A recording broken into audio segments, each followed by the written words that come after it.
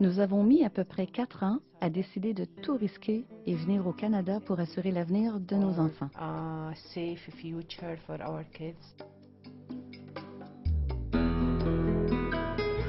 Pourquoi je suis venu au Canada, c'est essentiellement pour 2 grandes raisons.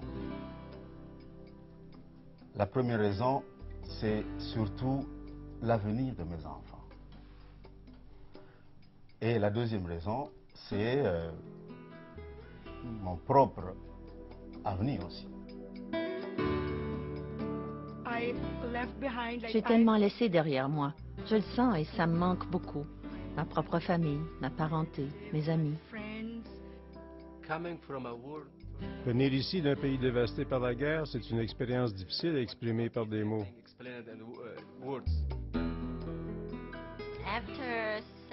Après plusieurs années de séparation, je l'ai rencontré à l'aéroport.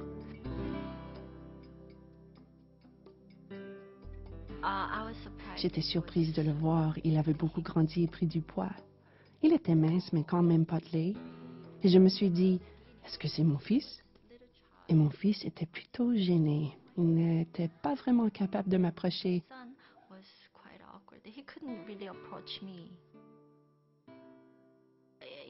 Nous sommes retournés à la maison. Je lui ai dit, qu'est-ce que tu fais?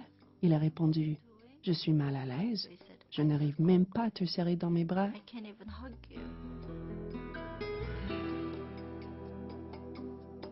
C'est difficile pour les enfants de vivre éloignés de leurs grands-parents, de leurs oncles ou de leurs tantes, parce que nous vivons traditionnellement en famille élargie et que tous les membres d'une famille vivent ensemble dans une maison.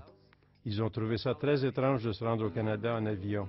Ils ont dit, où sont mon grand-père et ma grand-mère? Ils ne sont pas avec nous? Et c'était difficile pour nous de leur expliquer pourquoi.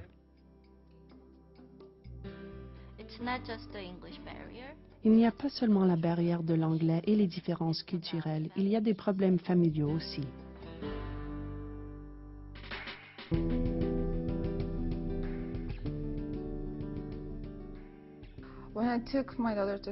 Quand j'ai amené ma fille à l'école pour l'inscrire au début, je me suis rendu compte que les écoles d'ici sont très différentes de celles où j'ai grandi. L'horaire est différent et les méthodes pédagogiques aussi. Ils ont beaucoup plus de plaisir que nous en avions.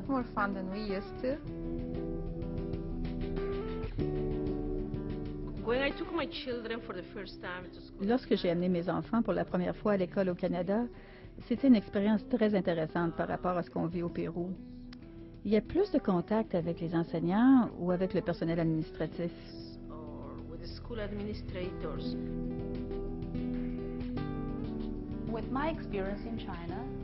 À cause de mon expérience en Chine, je me sentais un peu nerveuse d'aller à l'école seule.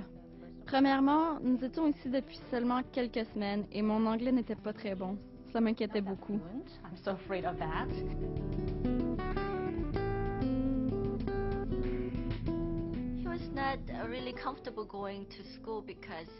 Il n'était pas tellement à l'aise d'aller à l'école parce qu'il se sentait ridicule de ne pas parler anglais. Il était vraiment au désespoir et vraiment triste. Il m'a demandé, vous savez, pourquoi ne pas retourner en Corée ensemble?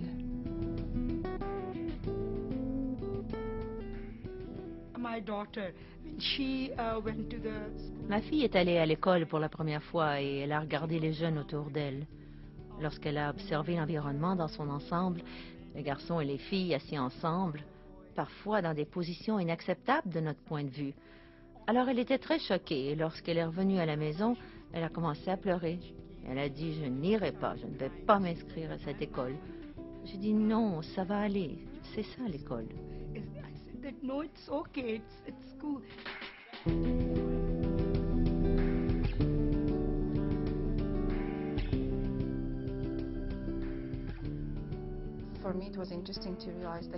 J'ai trouvé ça intéressant parce qu'ils offrent plusieurs programmes aux jeunes. Si vous n'apprenez pas assez vite, il y a de l'aide, ou si vous ne parlez pas anglais, il y a un programme d'anglais langue seconde pour vous aider à apprendre l'anglais à l'école. Si vous êtes un jeune surdoué, si vous en savez beaucoup plus que les autres pour votre âge, il y a un programme conçu pour ça aussi.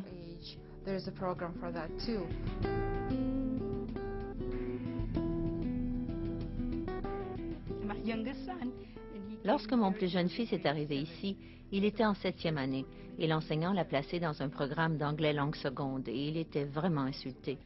Nous étions également insultés parce que nous croyions que son anglais était bon. Plus tard, nous avons compris que les enseignants d'anglais langue seconde aident aussi les jeunes à s'adapter à l'environnement.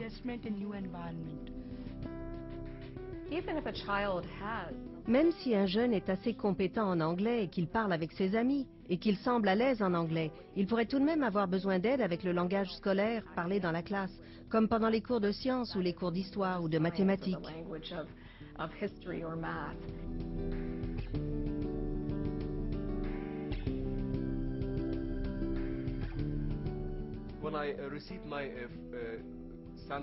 Quand j'ai reçu le premier bulletin de mon fils, il y avait une note m'invitant à choisir un moment où je serais disponible pour aller rencontrer l'enseignant. J'ai cru que mon fils avait peut-être fait quelque chose de mal. Mais quand nous sommes allés rencontrer l'enseignant, il nous a gentiment parlé des progrès de mon fils.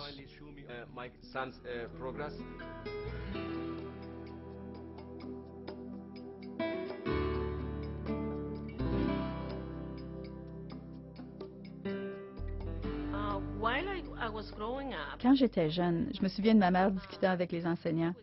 Et ça fait une grosse différence. Si les enseignants voient les membres d'une même famille comme un tout, les parents avec les enfants, les résultats peuvent s'améliorer. Oui, les écoles au Canada encouragent la participation des parents. C'est la clé du succès pour un élève. Plus les parents sont impliqués, plus ils sont au courant des programmes qui sont disponibles et de ce que l'école a à offrir. Plus ils encouragent les élèves à travailler, plus les résultats des élèves s'améliorent.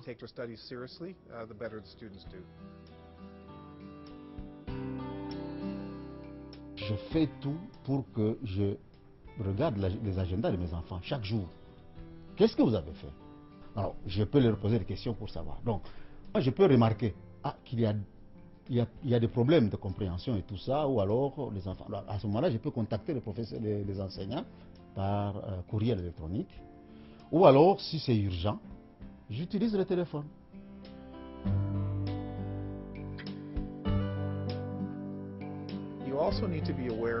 Vous devez être au courant des cours auxquels votre enfant est inscrit. C'est un peu compliqué, mais vous devez comprendre la différence entre les cours appliqués et les cours théoriques. Ensuite, en 11e et 12e année, la différence entre les cours qui mènent à l'université, au collège ou sur le marché du travail.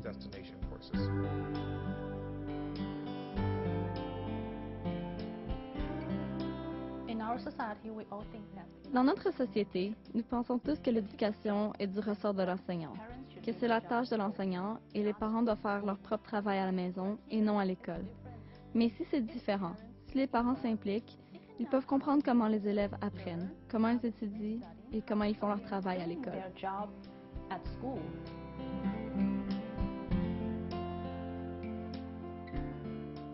Et puis, dans les réunions qu'organisent les écoles, on vous informe, par exemple, sur la manière des cotations, sur le système, par exemple, le système de crédit. On vous dit comment les cours sont donnés aux enfants. On vous explique comment les enfants sont évalués. Donc, tout cela, c'est une masse d'informations qu'il faut absolument avoir, pour, du moins spécialement pour les nouveaux venus, pour qu'ils puissent bien encadrer leurs enfants. C'est très important. Nous avons plusieurs services à offrir aux parents dans nos écoles, des moyens de soutien, comme des interprètes qui peuvent aider les parents durant les entrevues. Et nous avons les travailleurs d'établissement. Les travailleurs d'établissement sont de précieuses ressources, parce qu'ils connectent les familles nouvellement arrivées avec leur communauté et leur donnent une liste des agences disponibles, des soins de santé jusqu'à l'aide au logement, ainsi que les programmes communautaires pour leurs enfants.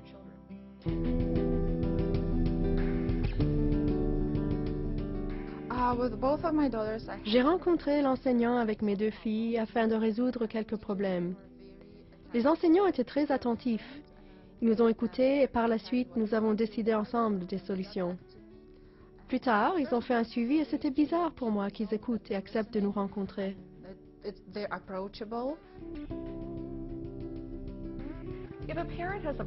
Si un parent est confronté à un problème ou se pose une question sur quelque chose qui s'est produit à l'école, nous voulons qu'il se sente à l'aise de venir à l'école. Et nous voulons qu'il comprenne que nos portes sont ouvertes.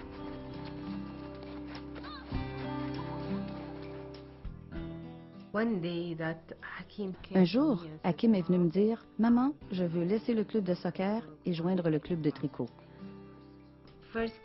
Au début, j'ai trouvé ça drôle.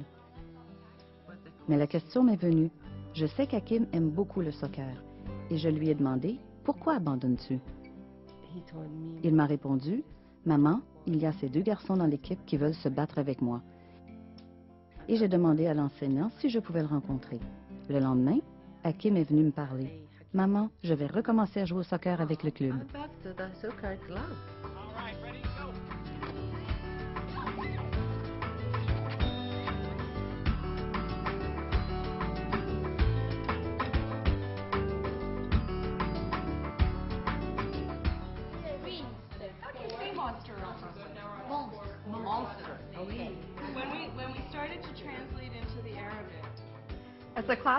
Comme enseignante, il me fait plaisir d'avoir des parents bénévoles dans ma classe. Je sais que mes élèves aiment travailler avec des parents qui peuvent les aider à lire et écrire et à faire des mathématiques.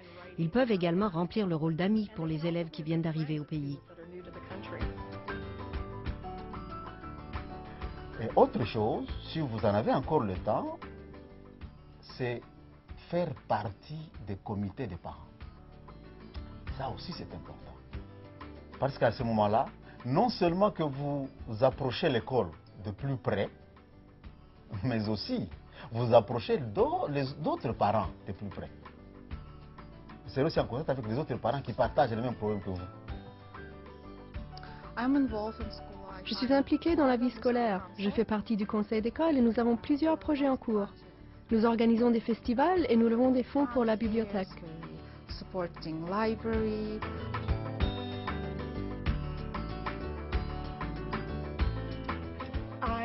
J'aurais voulu être bénévole. J'aurais voulu m'impliquer auprès des jeunes, mais je ne peux pas, malheureusement, à cause des nombreuses contraintes que je subis déjà, financières surtout, vous comprenez.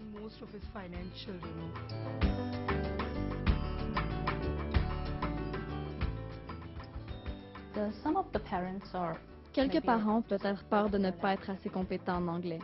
Ils croient qu'ils ne peuvent pas parler anglais suffisamment et qu'il ne servira à rien d'offrir leur service à l'école. Ce n'est pas le cas. Même si vous ne parlez pas la langue, vous pouvez toujours donner un coup de main. Chaque fois que les écoles convoquent des réunions, ah non, même si c'est sous la neige, très abondante, ah je vais vraiment chercher mon petit parapluie, et même s'il faut me promener à pied, je me promène pour arriver jusqu'à l'école. Parce que, au travers de ces réunions, j'ai compris beaucoup de choses. À chaque fois que vous vous présentez à l'école, on vous accueille. Ils nous disent « Revenez quand vous voulez ». Ils font tout pour que vous vous sentiez le bienvenu. Il y a des jours où vous allez vous dire « Je pensais que le Canada était cette grande nation riche et pourtant rien ne marche ». Vous devez persévérer. Vous pouvez faire fonctionner le système en votre faveur. Et il y a des gens qui sont disponibles pour vous aider. Et plus vous vous informerez, mieux ça ira pour vous.